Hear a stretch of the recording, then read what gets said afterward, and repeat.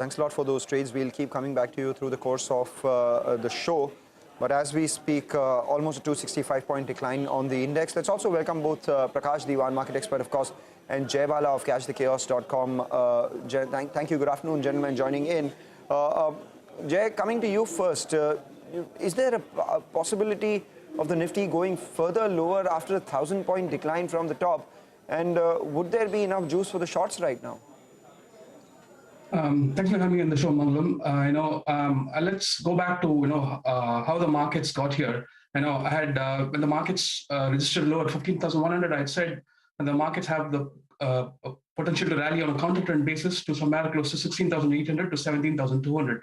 But once 17,200 got exceeded, I said that this market is either going to record highs or closer to it. But if it exceeds the record highs, there's a possibility the market will go lower than the 14,000 I've been projecting. I know you loved cricket parlance, so I would say the move between June to December is actually a dusra, and the markets was trapping the bulls, and we are probably heading lower below the June low on a 3 to 6 months basis. From the extreme short-term perspective, the support is about 17,800. And if that doesn't hold, we are looking at support about 17,500. My preferred path for the Nifty is something like 17,800 now, bounce to 18,100, and then come back to 17,500 from a short-term perspective. Jay, you said Nifty can revisit the June low, which was about 15,000, 15,300, right? 15,183 to be precise, Rima. Okay. And this is not something new that I've been saying. I've been saying all through the rally that this is not a rally that's start of a new bull run. The correction that started from October 2021 is incomplete. It's still incomplete, and I'm still calling it a bull market correction. And the fact that the markets exceeded the all-time high at 18,604 of October 2021, that's what is giving rise to a deeper cut for the markets. This is a very atypical correction. Unless you are an Elliott wave analyst, it's very difficult to understand the market's move from June to December is a corrective move. So all rebounds should be used to sell into the markets, even if we... Of course. Okay. That's so what's the best approach now? We've been discussing over the last few weeks, Rima, that, key sectors like banks and heavyweights like ICICI, SBI, they've been seeing cracks. And I've been pointing out that, the auto sector, which was a leader from March to December, has been forming a head and shoulder top. That top is complete. And we're even seeing a lower low on the auto index. So, use every bounce as a profit booking opportunity. If you're a trader, you need a little bit of, a sharp eye to pick up, shorting candidates from there. Okay, we have Prakash with us as well. Jai, hi, Prakash, hi. Technicians can look at the price, right? They don't need reasons, but the normal sort of human brain needs reasons. Well, Prakash, and lots of questions. What is going on? What is the trigger? Maybe things had run up too hard, too much, and we were going one way, the world was going the other. So maybe things are getting a bit aligned. But this entire COVID business, Prakash, I mean, is that what is worrying big time, or that's just an excuse? Your sense? Good afternoon, Prashant. So I think very clearly the market needed an excuse to correct, the kind of overbought situation that we were in. It had to kind of give in somewhere. And my sense is the COVID fears, which are far larger than what the reality is, probably is the trigger for that correction to kind of come about. And remember, sometime back, we were all very eagerly waiting for a correction because there's still a lot of money waiting on the wings to be deployed. There are new sectors by virtue of rotation that are coming up. But then, markets don't oblige as and when you want them to. And that's precisely what this is a demonstration of. And my sense is, till valuations come down to a level where they start getting into that attractive zone, you'll probably see capitulation continue. But then for people who have dry powder left and who have planned for this, I think it's going to be excellent to cherry pick stuff which is already 15-20% down on the broader markets, and that's quite a bit, especially when you look at how sharply the market had moved up. So yes, it's a reset. Probably come Jan, we'll probably see much more clarity in terms of global markets as well. and that's precisely till when the pain could probably continue. I'm not too sure of levels and all, but when I look at stock-specific activity, I think it's all the overvalued stocks that are seeing that are taking it on the chin.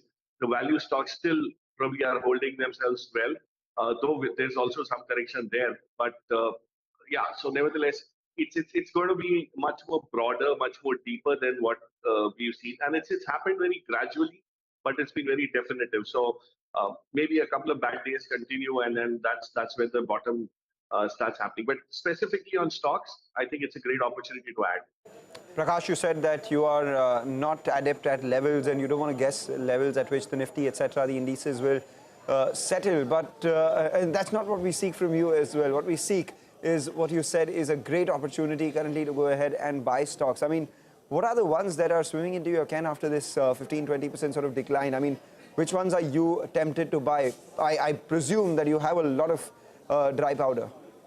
Yeah, so given the limited time that we have, let me just focus on certain themes or sectors that clearly are emerging. And the first is real estate.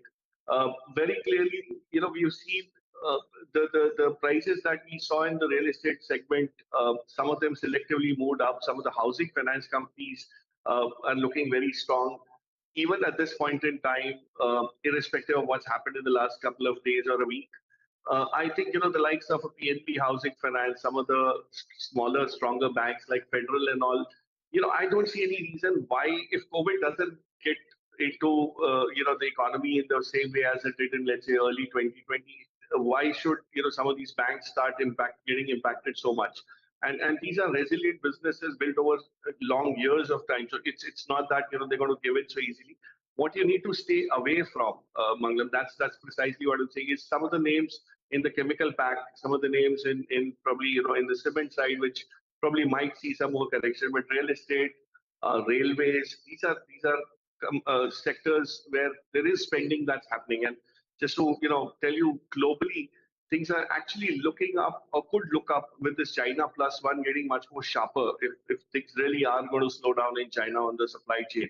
So that's the thing. Keep away from IT, because I think that's another area where there is still some froth. And until January comes in, you will not have clarity. So I would definitely keep on adding into these pockets. In even the likes of Indigo, which we spoke about the other day, where it was getting impacted because of this COVID fear. I don't see any let up in travel or some mechanism to come around this problem and continue to grow at a fast clip. So there are very good opportunities. It's just that the market is resetting itself in terms of the price earning multiple. The EPS growth, wherever it is intact, will continue to offer great value. Prakash, you said avoid chemicals and cement right now. And of course, IT, but wanted to get your thoughts in on why chemicals and why cement. So yeah, that's interesting that you ask me this, because chemicals, most of the chemical players in India, had the benefit of supplying to Europe.